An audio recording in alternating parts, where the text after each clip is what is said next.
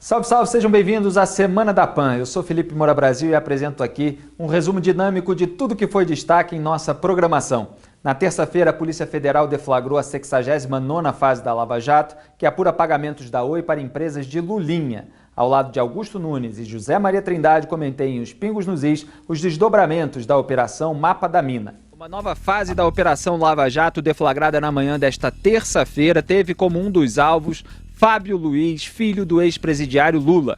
A ação, denominada Mapa da Mina, envolveu 47 mandados de busca e apreensão, com 9 pessoas físicas e 21 empresas como alvos. A Polícia Federal chegou a pedir a prisão de Fábio e outros investigados, porém, o Ministério Público Federal afirmou que não havia necessidade e o requerimento foi negado pela juíza Gabriela Hart. Olha só, Augusto Nunes, como ela foi generosa com o Lulinha, com o filho do Lula. Eu sempre falo que o Sérgio Moro foi generoso com o Lula ao estabelecer aquela pena, né, que não foi tão alta assim quanto poderia ter sido. A própria Gabriela Hart, aliás, foi quem sentenciou o Lula no caso do sítio de Atibaia em primeira instância. E a pena dele foi aumentada em segunda instância no TRF4 para 17 anos. Então veja como eles são ingratos, eles ficam atacando todos esses juízes e, no fundo, estão sendo generosos aqui, estão pegando leve, negando a prisão do filho do Lula nesse caso. Quer fazer um parênteses? Fica à vontade. Não, só lembrar que a brandura da Gabriela Hart não impediu que eles a incluíssem, o Lula e seus comparsas não a incluíssem na conspiração liderada pelo Sérgio Moro. Tá aí, ó, deve mais uma, deixou em liberdade o Lulinha, pelo menos por enquanto.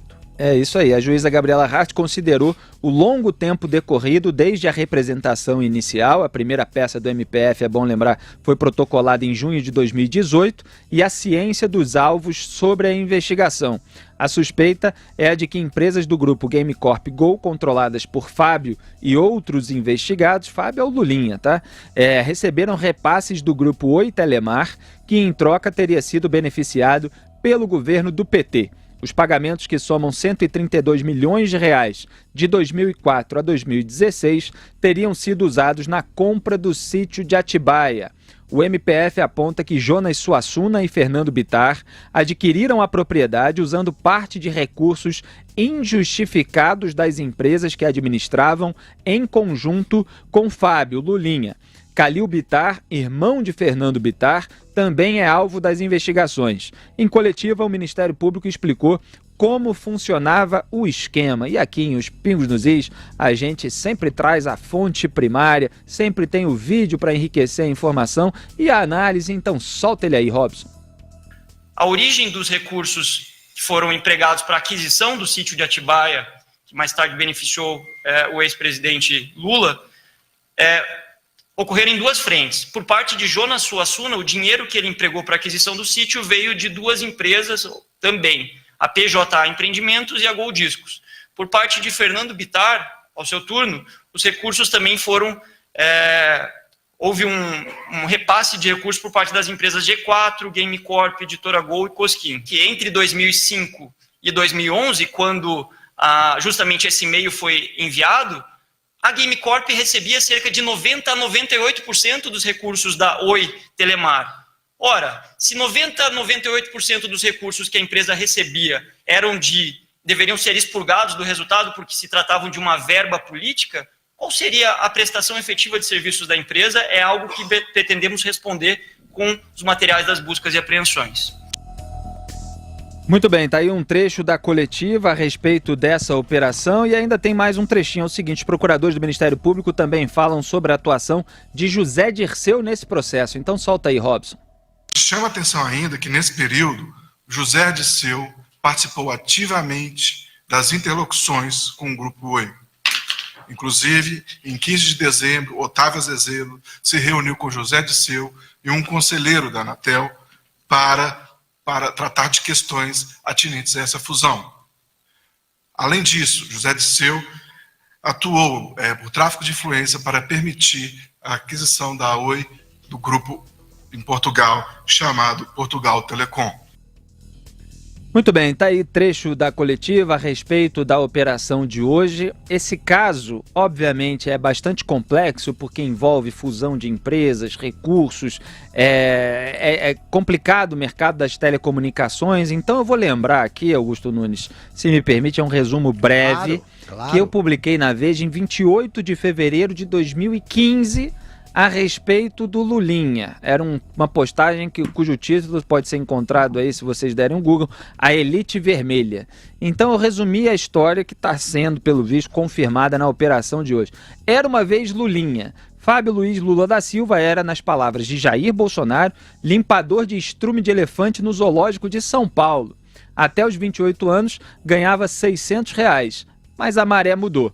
Menos de um ano após a posse do pai, em 2002, Lulinha virou sócio de uma produtora especializada em jogos, a Game Corp, que com capital de apenas R$100 mil, conseguiu vender parte de suas ações à Telemar, a então maior empresa de telefonia do país, por R$5.200.000. Em 2006, a Telemar injetou outros R$10 milhões na Game Corp, como antecipação de compra de comerciais na Play TV, antigo Canal 21, arrendado por 10 anos à empresa de Lulinha pela Rede Bandeirantes para 6 horas de programação diária. Como a Telemar tinha capital público e era uma concessionária de serviço público, a sociedade com o filho do presidente sempre causou estranheza. O objetivo mais óbvio seria comprar o acesso que ele tinha a altas figuras da República. Sim, Lulinha foi acionado para defender interesses maiores da Telemar junto ao governo do pai, em especial em setores em que se estudava uma mudança na Lei Geral das Telecomunicações que impedia a compra da Brasil Telecom.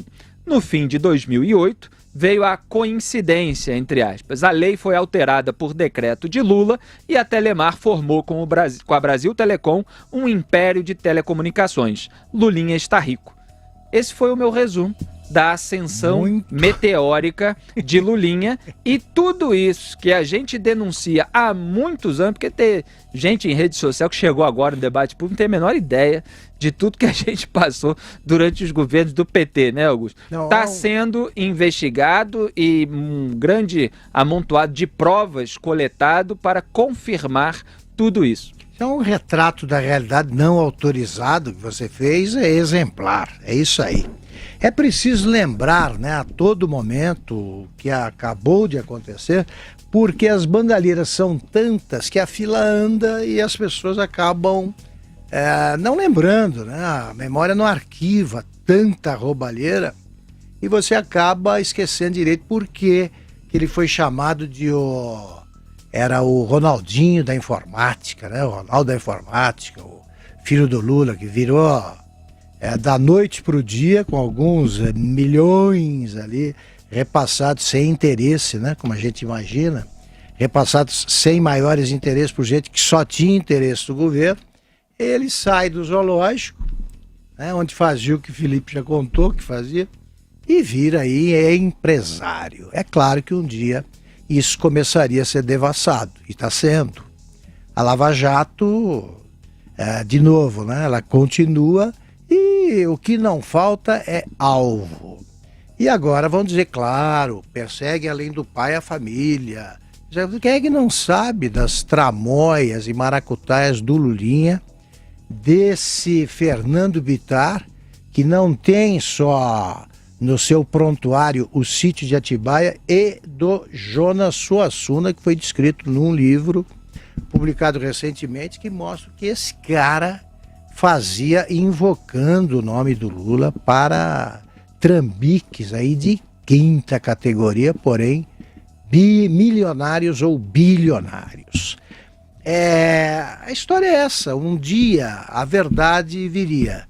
E, de novo, o Lula sai por aí, está apresentando soluções para o Brasil que ele quase destruiu, soluções que não aplicou, poderia ter aplicado pelo tempo. O Zé Dirceu aparece como coadjuvante, mas desempenhando um papel importante.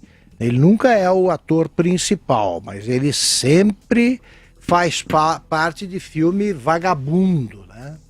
De filmes aí repulsivos. E também está aí dando declarações, dizendo o que é que precisa acontecer com o Brasil para que o Brasil se livre de ameaças à democracia. Quem ameaça a democracia é corrupto, impune e no poder.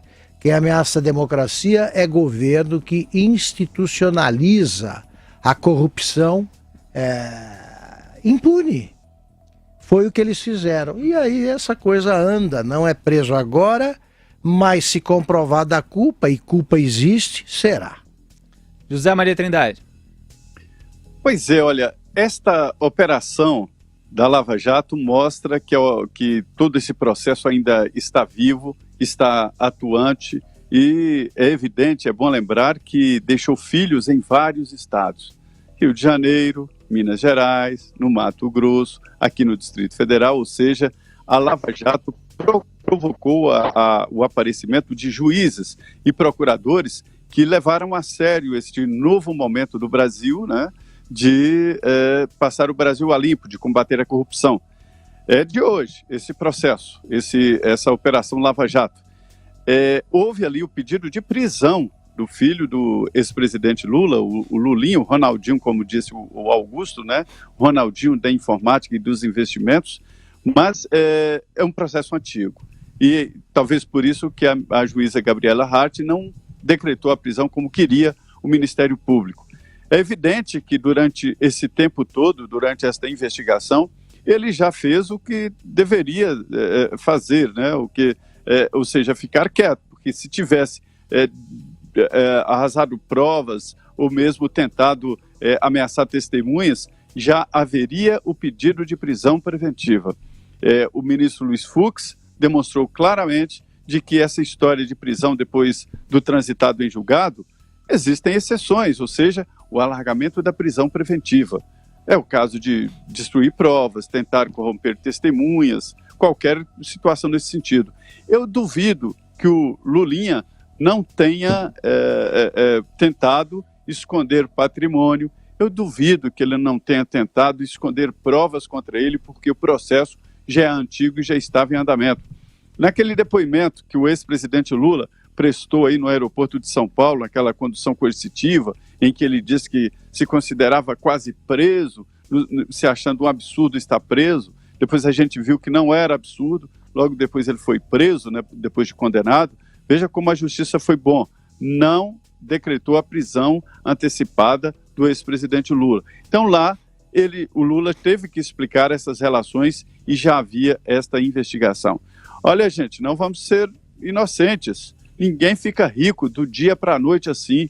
Isso não é coincidência. Isso é proximidade dos cofres públicos. E repasses tão altos assim de uma empresa de comunicação, sem nenhuma explicação, são provas contundentes de que havia, sim, interesses no governo e o dinheiro era descarregado exatamente nas contas do filho do então presidente da República. Nada é com menos criatividade do que isso, né?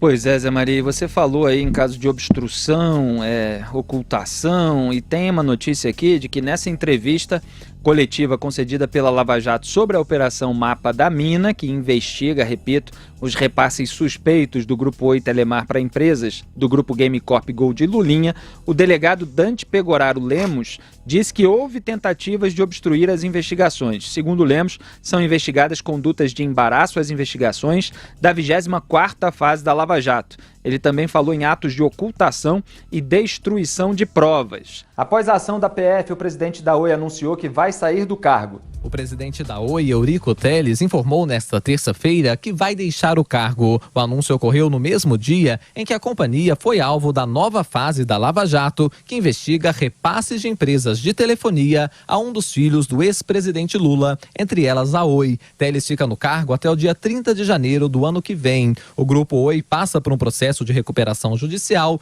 e a saída de Teles já estava prevista desde a homologação do acordo em setembro deste ano. Em entrevista coletiva no Rio de Janeiro, Eurico Teles disse que a gestão dele herdou uma companhia difícil. Qual foi o benefício que teve essa companhia por alguém? Qual foi o benefício que ela teve? Eu desconheço. Eu estou aqui há 38 anos e eu vou te dizer o seguinte, essa companhia é só pepino. 2 dias após a operação da PF, uma reportagem da Veja ainda revelou que Lulinha usou empresas inexistentes para dissimular operações milionárias. Na terça-feira, Jair Bolsonaro chamou Greta Thunberg de pirralha. A polêmica envolvendo o presidente da República e a ativista escolhida a personalidade do ano pela revista Time foi discutida no Morning Show com a presença do cientista social Fernando Conrado. O porta-voz da presidência, Otávio do Rego Barros, disse ontem que Jair Bolsonaro não foi descortês ao chamar a ativista sueca Greta Thunberg, a pronúncia é essa mesmo? Isso. De pirralha. Isso. Ô, Paulinha, conta pra gente essa história.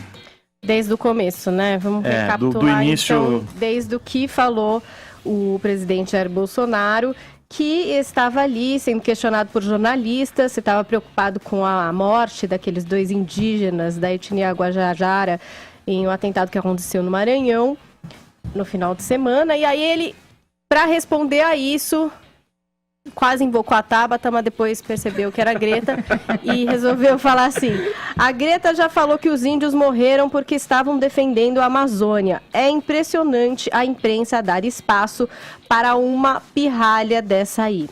Pirralha. Então, foi o próprio Bolsonaro que, enfim, resolveu invocar aí o nome da menina.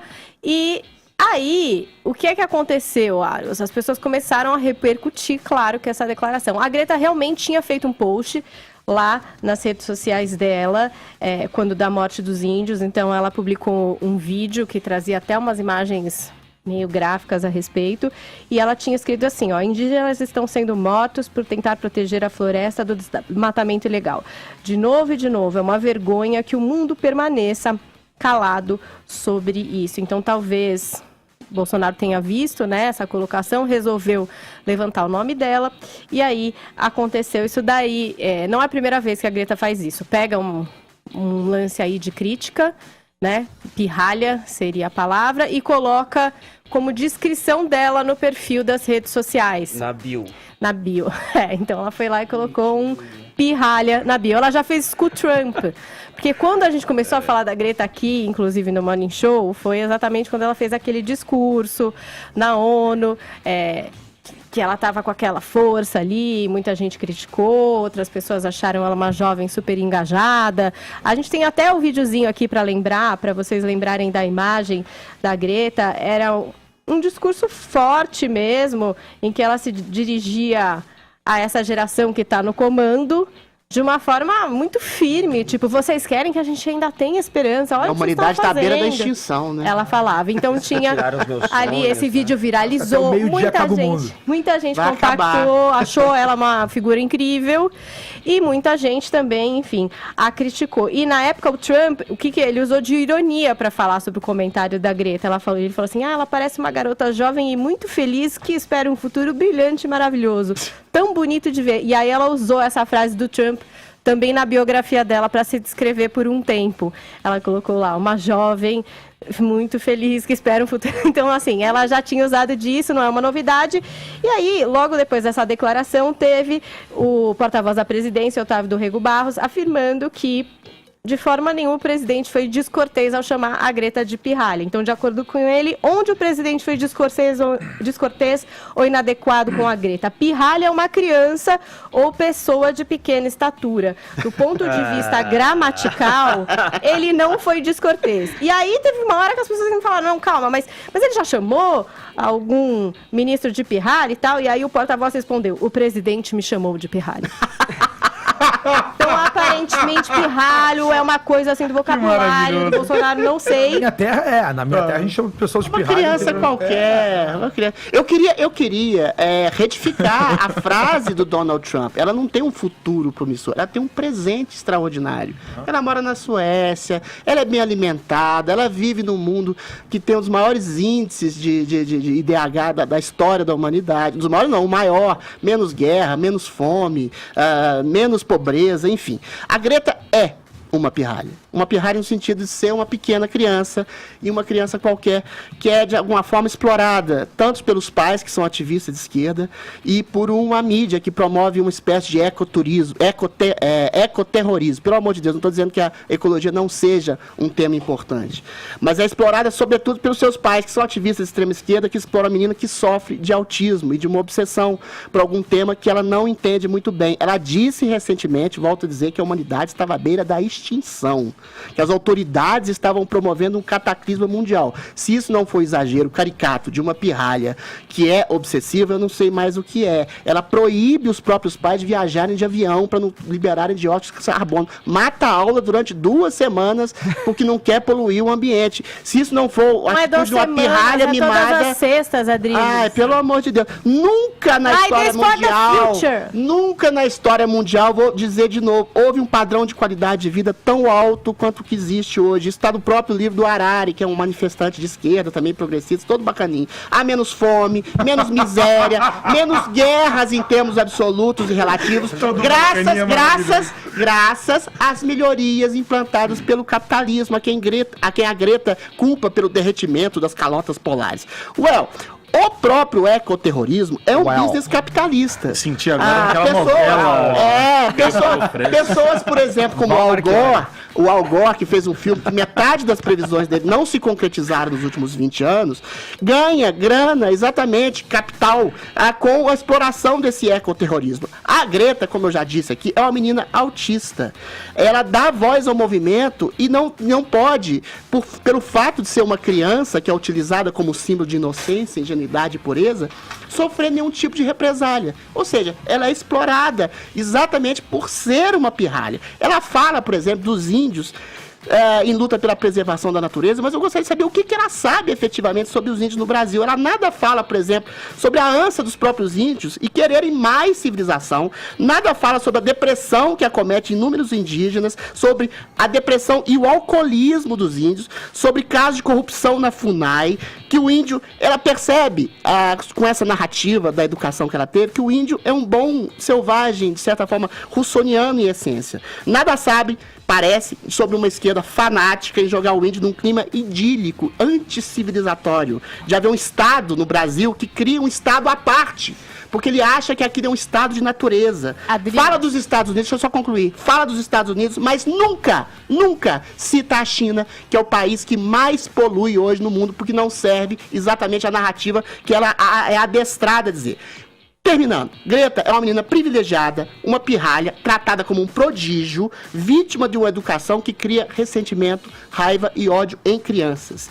Isso é muito perigoso. É mais uma vítima de uma educação calcada em ódio progressista aos avanços do capitalismo, da qual ela é a principal beneficiária. Fala, Paulinha. Eu queria ler o que outras pessoas também escreveram aqui na internet, até para a gente conversar aqui e repercutir. Então, a Tabata Amaral escreveu assim: se ser pirralha é ter a coragem de enfrentar meio mundo para defender nosso meio ambiente e nosso futuro, com muito orgulho, #somos todos pirralhos. Aí teve também um comentário aqui do James Cimino, que é aquela história da eterna 4ª série que a gente parece que vem vivendo. Sim, qualquer hora do recreio. É a 5ª série C. O mais engraçado é ver o Jair Bolsonaro chamando a Greta Thunberg de pirralha e se achando super maduro ao fazer isso. Isso. Eu quero saber. E aí eu queria falar o seguinte: o Adriles fala sobre ela não poder ter represálias por ser criança, ter autismo. Eu acho que ela pode sofrer represálias pelo que ela diz, mas de uma maneira madura, com argumentos técnicos. Agora, quando vem um presidente da República e se refere a ela como pirralha, e não foi porque ela é uma criança pequena, foi para zombar da Greta Thunberg. Sim, né? Aí o governo quer falar... Só um minutinho. Aí o governo quer falar que não falou o que falou. Mais uma vez, será que o Bolsonaro sabe também sobre os índios? Será que ele sabe o que está acontecendo na Amazônia? Será que ele sabe sobre a luta dos índios na Amazônia, que eles estão sendo mortos? Porque esse caso está em investigação, são grupos em defesa ali da Amazônia. Então diz mais respeito sobre ele do que a própria Greta Thunberg, que eu queria dizer o seguinte, que além de pirralha do ano, acaba de ser também anunciada como a pessoa do ano pela revista Time. Se o Brunão puder colocar pra gente aqui. O prêmio diz mais respeito a quem premia do que a premiar. Por soar o alarme da relação predatória da humanidade com o único lar que temos, por nos mostrar que, como pode ser uma nova geração, Greta Thunberg é a pessoa do ano de 2019. Agora, a despeito de prêmios ou quaisquer outras honrarias, e até a importância que as autoridades globais dão para ela, é muito menos o que ela diz e muito mais o holofote que colocam sobre ela, não é, Conrado? É exatamente isso.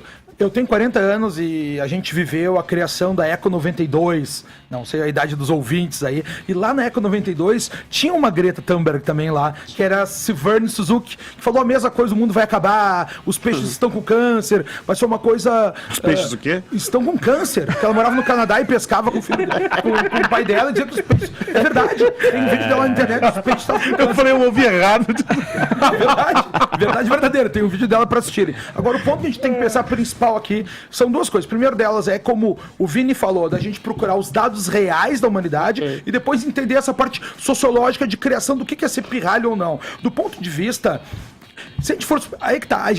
Quando a gente pensa nesse grande terror mundial do meio ambiente, tem duas coisas que a gente tem que levar em consideração. Primeiro, vou dar um exemplo, tá? A gente tem 7 bilhões de pessoas no planeta Terra. A cidade de São Paulo é uma cidade que tem 40 quilômetros por 40 quilômetros, ou seja, ela tem 1.600 quilômetros quadrados, que dá 1 bilhão e 600 metros quadrados, tá? Se a gente botasse, se fosse um grande show de rock, dava pra botar toda a população mundial na cidade de São Paulo.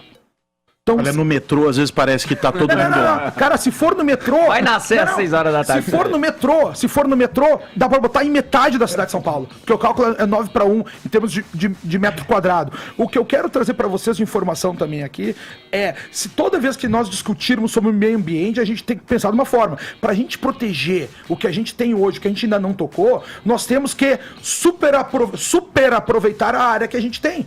Porque assim funciona. Muita gente reclama, a carne aumentou, mas por que a carne aumentou? Porque não tem tanta área para o pessoal poder produzir. Então, como mais gente comendo, vai aumentar o preço da carne. A gente tem que tentar encontrar esse meio termo nesses dois aspectos. E quando a gente falar que ela é uma pirralha ou não, esse conceito de criança só existe no nosso mundo ocidental, né? A discussão sobre a prisão em segunda instância avançou no Congresso, mas a análise do tema só será concluída em 2020. Graças ao recesso parlamentar que começa na próxima semana, a mudança na legislação para garantir a prisão após a condenação em segunda instância ficou para 2020. Nesta quarta-feira, a Comissão de Justiça do Senado concluiu a análise do projeto de lei que altera o Código de Processo Penal e adianta o início do cumprimento da pena. Como foi aprovado em caráter terminativo, o texto poderia seguir direto para a análise dos deputados, mas os senadores da oposição já anunciaram que vão apresentar um requerimento para que ele tenha que passar antes pelo plenário da Casa. Fora isso, ainda há a resistência do presidente do Congresso, o senador Davi Alcolumbre, que quer priorizar a PEC sobre o mesmo tema que tramita na Câmara. Lógico, é evidente que nós vamos aguardar, que foi o que a ampla maioria dos parlamentares decidiram, que é fazer um texto de conciliação que não afetasse a cláusula pétrea da Constituição Federal e que de fato resolvesse a prisão após condenação de segunda instância, que é o que a emenda constitucional debatida na comissão especial criada na Câmara dos Deputados vai solucionar. Mas o acordo é votar e aguardar a proposta de emenda constitucional. Diante da postura da oposição e do senador Davi Alcolumbre e da proximidade do recesso, até mesmo os parlamentares membros da Frente em Defesa da Prisão após condenação em segunda instância já jogaram a toalha e desistiram de ver a medida aprovada ainda neste ano. É o caso do senador Oriovisto Guimarães, que abriu mão de apresentar uma PEC sobre o tema para priorizar o projeto de lei que poderia ser aprovado mais rapidamente. Ele lamenta a postura dos presidentes da Câmara e do Senado, já que avalia que o projeto de lei e a emenda constitucional são complementares e não excludentes e que, portanto, poderiam tramitar juntos. De qualquer forma, o senador afirma que vai pressionar para que garantir o início do cumprimento da pena para condenados em segunda instância seja a prioridade do Congresso já na volta do recesso, marcada para fevereiro. Nós temos pessoas que devem refletir a vontade da maioria. E o Senado já expressou por escrito que a vontade da maioria é aprovar o PL 166. Deve vigorar a vontade da maioria dos senadores e não a vontade isolada de um único senador, mesmo que ele seja o presidente. Aqui o que conta é a democracia, é a vontade da maioria. Além de garantir aí pelo menos mais 3 meses de liberdade para aqueles que já foram soltos, há um risco político em se deixar a decisão sobre a prisão após a condenação em segunda instância para o ano que vem. 2020 é ano eleitoral e com a proximidade do pleito fica cada vez mais difícil garantir que deputados e senadores venham a Brasília. E para votar a PEC, como querem Davi Alcolumbre e o Rodrigo Maia, o regimento exige um quórum mínimo de 3/5 dos parlamentares em 2 turnos de votação em cada uma das casas. Diante desse cenário, a avaliação é que apenas a pressão popular pode fazer com que os congressistas de fato entendam a importância da prisão após a condenação em segunda instância. Ainda nesta quarta-feira, os membros da comissão especial criada para discutir a PEC da segunda instância aprovaram na primeira reunião do colegiado uma série de requerimentos de convites de autoridades que já na volta das férias devem começar a participar de audiências públicas. Entre os convidados estão os 11 ministros do Supremo Tribunal Federal, o ministro da Justiça e Segurança Pública, Sérgio Moro, e o procurador-geral da República, Augusto Aras. Na quarta-feira, o Senado aprovou uma versão desidratada do pacote anticrime de Sérgio Moro. O Senado aprovou em votação simbólica o pacote anticrime do ministro da Justiça Sérgio Moro. Já havia acordo entre os partidos e líderes das duas casas legislativas para que a Câmara estabelecesse um calendário para a PEC da prisão em segunda instância e, em troca, o projeto anticrime tramitaria rapidamente no Senado. Por isso, a votação ocorreu sem divergências, como já destacava o presidente da Casa, Davi Alcolumbre. Ele foi aperfeiçoado, debatido e votado na Câmara dos Deputados e, naturalmente, nós construímos um acordo de votar esse ano e entregar ao presidente da República para sancionar. Portanto, é uma conquista do Congresso, mais uma conquista do governo, de uma matéria aperfeiçoada pelo Parlamento. Agora, o projeto vai ser sancionado pelo presidente Jair Bolsonaro, que tem opção de vetar partes do texto. O Congresso retirou pontos tidos como essenciais pelo ministro Sérgio Moro, como o excludente de ilicitude, o plea bargain, quando o acusado confessa o crime em troca de uma pena menor, e a própria execução da pena em segundo grau. Entre os principais pontos mantidos estão o aumento do tempo máximo de prisão, de 30 para 40 anos, aumento da pena para homicídio com uso de arma restrito, introdução do informante do bem e mudanças nas regras sobre progressão de pena, delação premiada e legítima defesa. A senadora Simone Tebet, do MDB, defendeu o texto aprovado. Que não é verdade, não está desidratado. Tem aqui esse pacote, 80% do projeto inicial do ministro da Justiça, num acordo unânime de todos os líderes. A decisão dos parlamentares foi comentada em Os Pingos nos Is. Boa noite, José Maria Trindade. Eu começo aí por você. Há alguns pontos que, lamentavelmente, saíram, mas houve a aprovação de alguns pontos que são importantes e a gente cobra aqui há muitos anos. Diga lá, Zé Maria. Salve, compadre Felipe, compadre Augusto. Fala, muito boa Zé. noite a todos. Pois é. Olha, a gente tem que admitir que o Senado foi rápido, né? A Câmara não. Mastigou, polemizou, retirou trechos e tal, e depois mandou para o Senado. Os presidentes da Câmara e do Senado entenderam que estavam devendo aí à opinião pública uma reação à altura. E aí decidiram votar. Não estava no script deste final de ano votar esse pacote. Mas, enfim, ficou devendo a prisão depois da condenação em segunda instância. E isso fica para o ano que vem. Felipe, é o seguinte, esse projeto, a origem é do ministro Sérgio Moro, né? Mas a gente sabe que nunca, absolutamente nunca, um projeto entra no Congresso Nacional e sai como entrou. Pode entrar pior e ser melhorado, por que não? E piorado também. Desta vez, houve cortes ali, mas eu tenho que confessar que os deputados me surpreenderam. Digo só deputados, porque os senadores evitaram qualquer mudança para evitar que o assunto atrasasse e voltasse à Câmara dos Deputados. Porque eu vi muito pouca mexida. O plea bargain, que eu acho uma ótima proposta para a justiça brasileira, porque diminui o número de processos, dá rapidez, que é um acordo ali. O juiz condena com base ali, o réu abre mão de ficar recorrendo, abre mão até da defesa e a coisa se encerra rapidamente. Uma pena podendo ser menor, não se trata de delação e muito menos de absolvição, mas uma pena menor, e aí acaba com o processo. A outra, a história do excludente de ilicitude, eu vou insistir, de que o ministro Sérgio Moro não queria dar uma carta com autorização de matar para policiais. Não é isso. Foi mal interpretado, talvez por má fé. A história era dar o excludente de ilicitude também para o cidadão, que por um motivo de violenta emoção ou medo, né, possa provocar, por exemplo, um exagero no direito de defesa.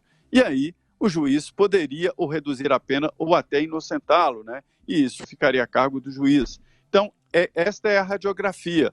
Um projeto importante, bom demais, elogiado por por delegados, por policiais com quem eu conversei na Câmara dos Deputados, e isso significa o seguinte, é a justiça na ponta, é quem executa, é quem enfrenta o bandido cara a cara.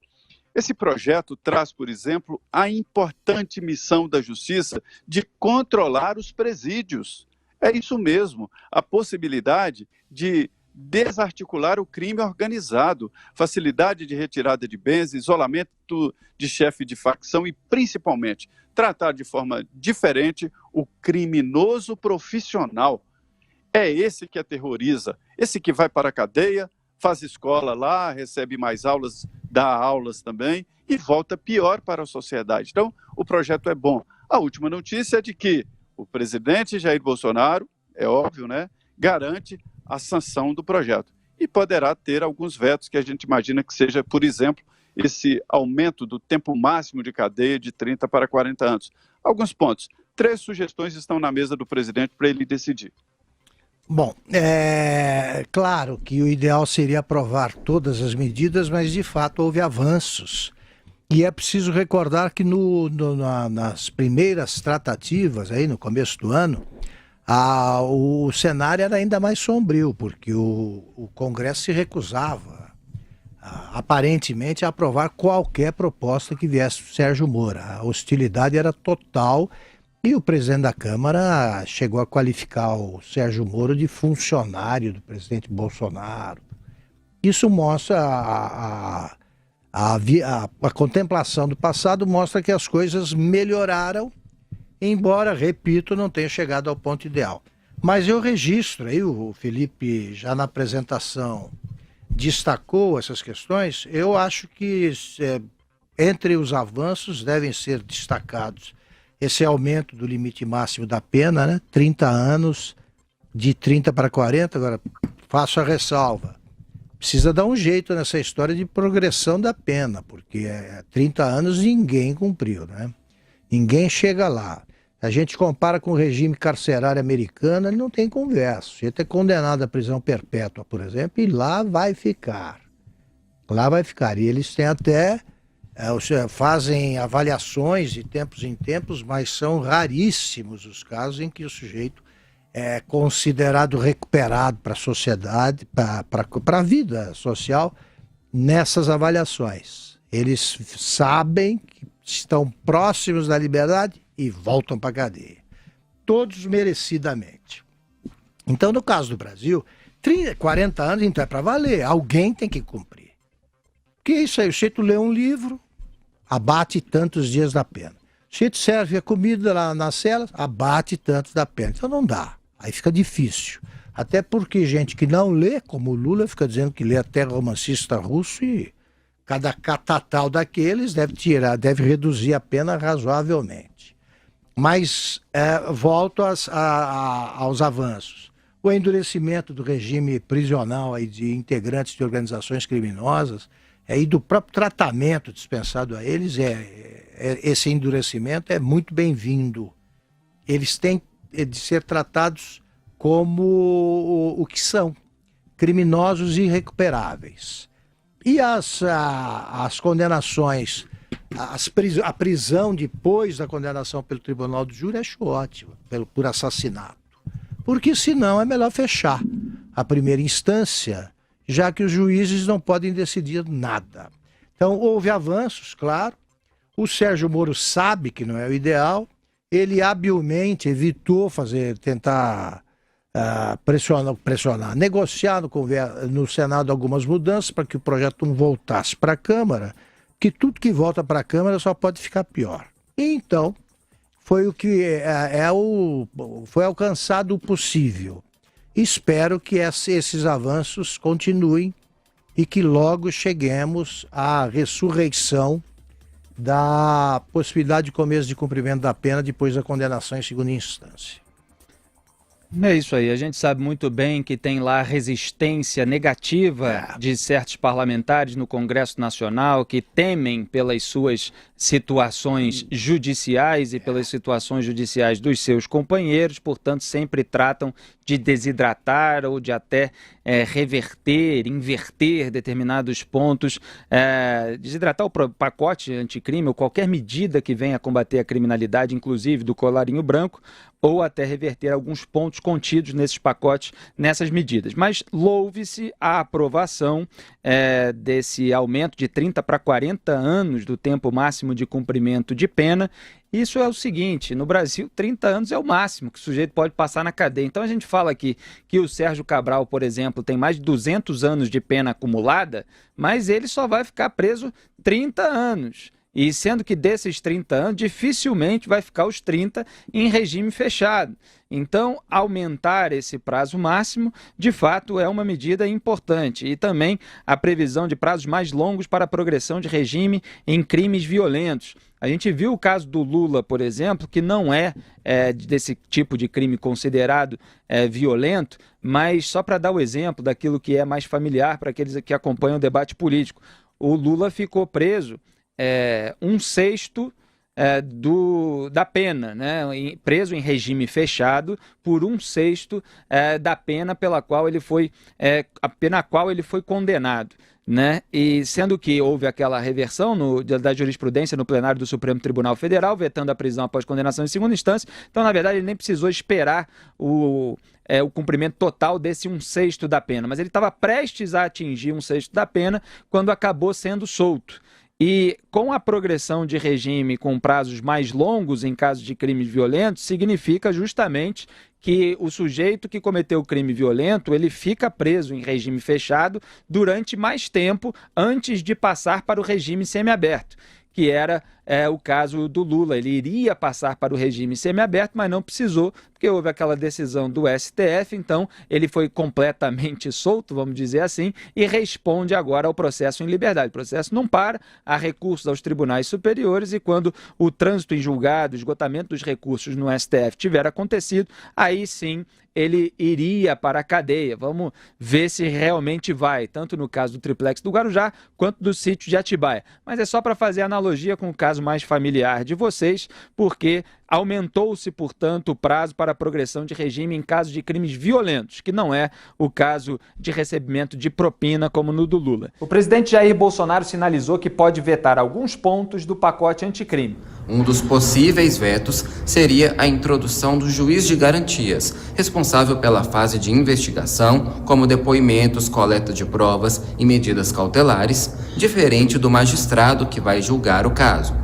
O ministro da Justiça, Sérgio Moro, já se posicionou publicamente contra esse ponto, que não constava no projeto original. Ele disse que vai discutir com o presidente Bolsonaro sobre o que vetar. O presidente vai analisar a possibilidade de sancionar integralmente ou vetar totalmente ou vetar parcialmente. Vetar totalmente não faz sentido, evidentemente, mas talvez hajam alguns vetos. Isso vai ser discutido com o presidente da República. Na live semanal pelas redes sociais, o presidente Jair Bolsonaro abordou outro ponto que deve ser rejeitado. Que um dispositivo desse projeto de crime triplica a pena para quem cometeu o crime de calúnia, difamação e injúria nas mídias sociais. Imagina o inferno que vai ser, né?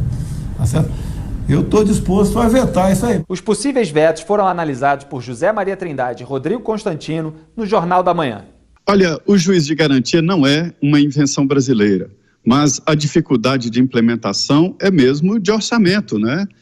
Algumas varas pelo interior afora e mesmo em capitais não tem nem um juiz, o juiz mesmo, ele tem dificuldade, está sobrecarregado e a necessidade de um juiz de garantia pode atrasar processos e servir, inclusive, de argumento para ações contra sentenças. Então, é preciso mesmo repensar essa história do juiz de garantia. Por outro lado, não demorou tanto assim, não. Eu acho que foi na medida certa. O Senado é que foi mais ágil, recebeu, decidiu e pronto. Os presidentes da Câmara e Senado deram isso aí para tirar um pouco do desgaste que aconteceu com essa história de protelar, deixar para o ano que vem a prisão depois da condenação em segunda instância.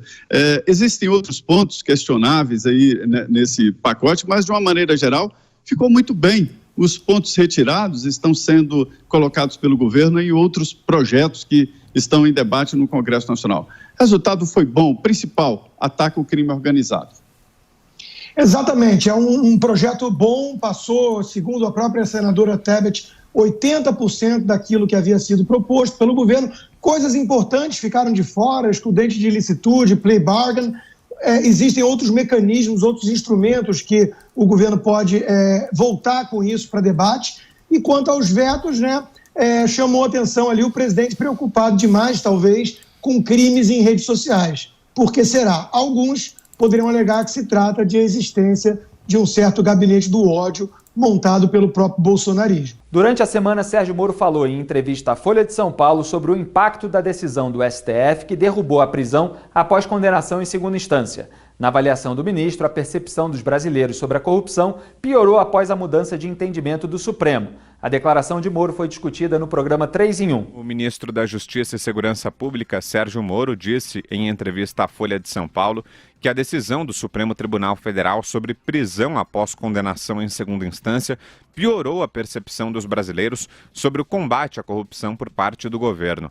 Uma pesquisa divulgada pelo Datafolha revela que 50% dos brasileiros consideram que a gestão do governo na área é ruim ou péssima, ante 44% registrados no levantamento em agosto. Abro aspas para Moro. O que aconteceu nesse período para que essa percepção piorasse foi a revogação do precedente da segunda instância. Isso implicou a soltura de pessoas que estavam condenadas, inclusive por corrupção. Então, as pessoas às vezes têm uma percepção geral e atribuem ao governo, fecho aspas. O ministro também comentou a Vaza Jato e voltou a dizer que a autenticidade das mensagens não foi comprovada e que a divulgação foi feita com absoluto sensacionalismo. Ele defendeu ainda a sua atuação na Lava Jato, inclusive no caso de Lula, afirmando que as sentenças foram confirmadas pelas instâncias superiores. E aí, Denise, você concorda com essa avaliação do ministro Sérgio Moro? Não? Olha, eu acho que não tem essa relação direta, não, tanto que nós tivemos manifestações nas ruas aí cobrando do Supremo e depois do Congresso alterações em relação a essa questão da prisão em segunda instância. Não se cobrou do governo uma posição muito clara em relação a isso, até porque o governo não colaborou muito para que a situação, porque a decisão fosse diferente, né? O presidente Bolsonaro não teve uma posição muito clara em relação a isso. Eu acho que outros casos é que levaram a uma percepção diferente da corrupção em relação ao combate à corrupção por parte do governo, até o próprio envolvimento de Flávio Bolsonaro em alguns processos, a interferência deles naquela decisão de restringir a utilização de dados da Receita e também do COAF. Tudo isso cria uma situação meio nebulosa, que o governo não conseguiu ainda se livrar dessa imagem. Então, acho que o ministro Moro, claro, está tentando simplificar um pouco e facilitar a avaliação geral em relação ao governo, mas eu acho que não é isso, não.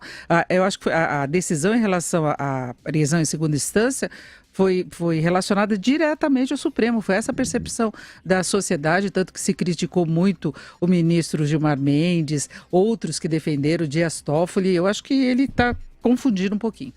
E você, Constantino? Eu acho que ele tem parcialmente razão. Quantos brasileiros será que conhecem a fundo Montesquieu e entendem a divisão de poderes? Muitos brasileiros olham automaticamente a soltura de bandidos, de criminosos corruptos famosos como Lula, Dirceu, e associam de alguma forma ao combate à corrupção enfraquecido. Então eu acho que, em geral, eu acho que o ministro Moro tem um ponto sobre a questão da Lava Jato e Vaza Jato, concordo 100% com ele. Acho que nenhuma atitude dele na Lava Jato coloca em xeque sua postura de juiz sério e imparcial, e a Vaza Jato, sem dúvida, são fontes criminosas e sem a devida perícia e tudo mais. Em relação à corrupção, eu volto lá. Eu acho que é importante, sim, esse ponto destacado pelo Denise. Eu acho que o próprio presidente Bolsonaro, com a sua base, com a sua militância bolsonarista, perdeu pontos por conta de um arrefecimento da bandeira da ética, né? O Augusto Aras como PGR, o Flávio ligando para outros senadores e pedindo para não abrirem a CPI do Lava Toga. Tudo isso eu acho que enfraqueceu a associação direta entre bolsonarismo e lavajatismo, que é a imagem desse combate à corrupção que o ministro Sérgio Moro representa tão bem, né? Então, eu acho que é meio a meio. Eu acho que uma parte é uma confusão entre o que é geral, soltura de bandidos famosos, e eu acho que o ministro tem um ponto. Outra parte, o ministro talvez não vá falar para não se indispor realmente com o patrão, com o presidente, mas aí eu acho que se deve sim a uma postura menos firme e veemente do bolsonarismo e leia-se presidente e família contra a favor do combate à corrupção e contra essas figuras do Supremo e tudo mais que representam justamente a impunidade. Veja que o ministro Marco Aurélio Mello rebateu Sérgio Moro e de uma forma muito arrogante, dizendo que o resultado do Supremo tinha que ter sido 11-0, porque basta conhecer a lei, que um leigo tudo bem, pode ter dúvidas, mas que basta conhecer a lei que tem que concordar com ele. Está na Constituição que é assim e ponto. Ou seja, o Supremo que interpretou de forma distinta a mesma questão ao longo de uma década, que teve um placar apertado de 6-5, que tem vários juristas respeitados que entendem que houve uma forçação de barra do Supremo em relação a isso. Vai lá o Marco Aurélio Mello e diz que o negócio é tão óbvio quanto 2 e 2 são 4. Isso é uma postura extremamente arrogante e inadequada e mostra como alguns ministros do Supremo estão realmente desconectados da realidade. Josias. É sempre mais fácil escolher culpados do que procurá-los. Os dados coletados pelo Datafolha indicaram que piorou a avaliação do governo Bolsonaro nesse quesito de combate à corrupção. Aí o Moro foi convidado a explicar o fenômeno e atribui 100% da culpa ao Supremo Tribunal Federal. Isso é meia verdade. Na visão do ministro, a avaliação piorou porque vários condenados foram libertados da cadeia depois que o Supremo revogou a regra que permitia a prisão na segunda instância. A Suprema Corte, evidentemente, tem culpa nessa mudança de percepção do brasileiro, mas não é toda a culpa. Hoje, quando as pessoas falam de corrupção numa rodinha, é impossível mudar de assunto. Você pode, no máximo, mudar de suspeito. Num ambiente assim, o governo tinha que lidar com essa questão dos maus costumes com tolerância zero. E não é o que ocorre. O Bolsonaro está cercado de suspeitos. O filho investigado, um ministro denunciado no escândalo do Laranjal, um líder enrolado na Lava Jato, o diabo. E o Sérgio Moro disse na entrevista, a certa altura, que o governo está trabalhando com afinco pelo restabelecimento da prisão na segunda instância. As pessoas olham e não veem que não é bem assim. O ministro frequenta o debate do lado certo, tem feito declarações corretas, mas está lá o líder do governo, Fernando Bezerra, coletando assinaturas para evitar que seja votado no Senado o projeto sobre prisão. E o Bolsonaro encara essa encrenca toda da segunda instância com um semblante de ex-Bolsonaro. Quando não cala, o presidente faz declarações flácidas. Num cenário assim, em que a memória fraca às vezes se confunde com consciência limpa, o brasileiro tem dificuldade de enxergar inocentes no palco. Aí vai se consolidando essa sensação de que os corruptos são encontrados em várias partes do mundo, quase todas no Brasil. E a leniência do Supremo não explica tudo, ajuda a explicar o fenômeno do desânimo do brasileiro. Mas o problema é que o governo, podendo participar ou frequentar esse problema como parte da solução, o Bolsonaro vai oferecendo material para que as pessoas comecem a enxergá-lo como parte do problema. Aí é que está a questão central. O governo tinha que se posicionar, insisto, com tolerância zero. Não é o que está acontecendo. Então, o ministro está certo apenas até certo ponto, o ponto de interrogação. O Supremo tem lá sua responsabilidade, mas o governo também tem.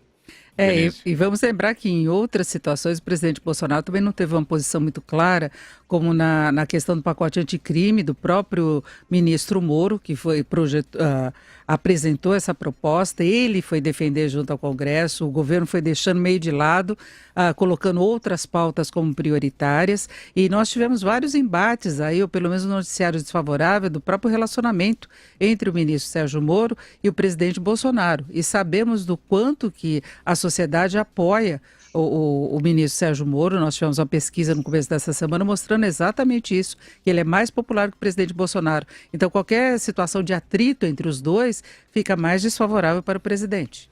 Na próxima semana, o Congresso deve votar os destaques do Marco Legal do Saneamento Básico e a medida provisória do COAF. A Câmara dos Deputados vota na semana que vem os destaques do projeto de lei do saneamento básico no país, depois da aprovação da matéria em plenário na quarta. De acordo com o texto, os atuais contratos de municípios com estatais do setor serão mantidos até o fim do prazo pactuado. Por outro lado, a proposta abre caminho para o investimento de empresas privadas que, consequentemente, poderá melhorar e ampliar os serviços. O deputado Hildo Rocha, do MDB do Maranhão, avalia que só o poder público não consegue bancar mudanças no saneamento. O proprietário do serviço de saneamento continua sendo o município, conforme a Constituição Federal.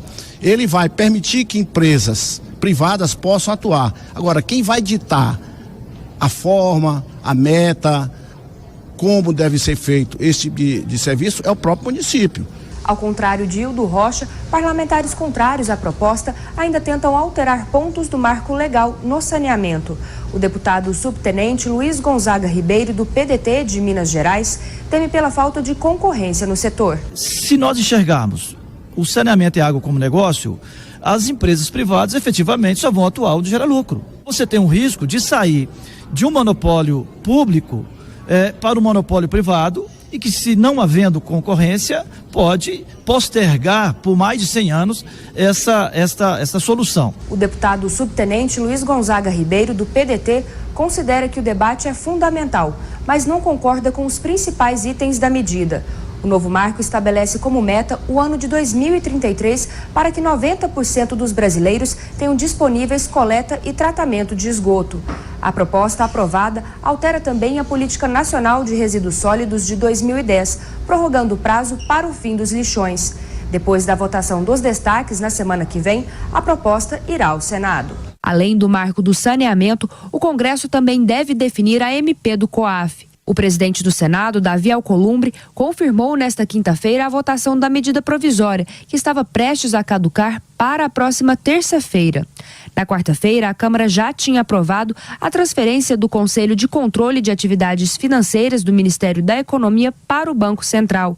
Assim, o COAF não será alterado para a Unidade de Inteligência Financeira e permanecerá com o mesmo nome. Os temas foram comentados por Rodrigo Constantino e José Maria Trindade no Jornal da Manhã. Olha, sobre a questão do saneamento, uma ótima notícia, e é lamentável a postura da nossa esquerda jurássica, que ideologiza tudo e não liga para pobres sem tratamento de água e esgoto. Metade da população brasileira não tem tratamento de água e esgoto. Isso significa milhares de mortes por ano por disenteria e outras doenças do tipo.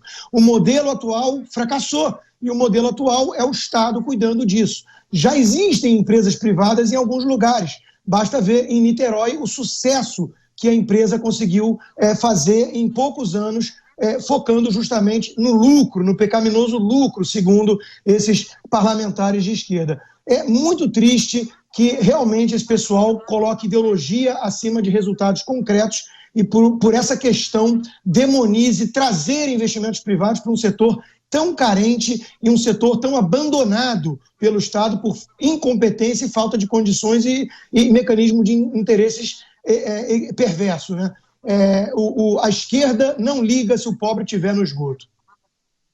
É o apagar das luzes aqui em Brasília, os últimos dias do Congresso Nacional, aí começa o recesso parlamentar. Medidas provisórias caducando ali de última hora, como esta do COAF, importante, né? E agora o Senado vai reagir e marcou para o último dia. É possível, sim, a aprovação, porque ninguém sai daqui sem aprovar o orçamento.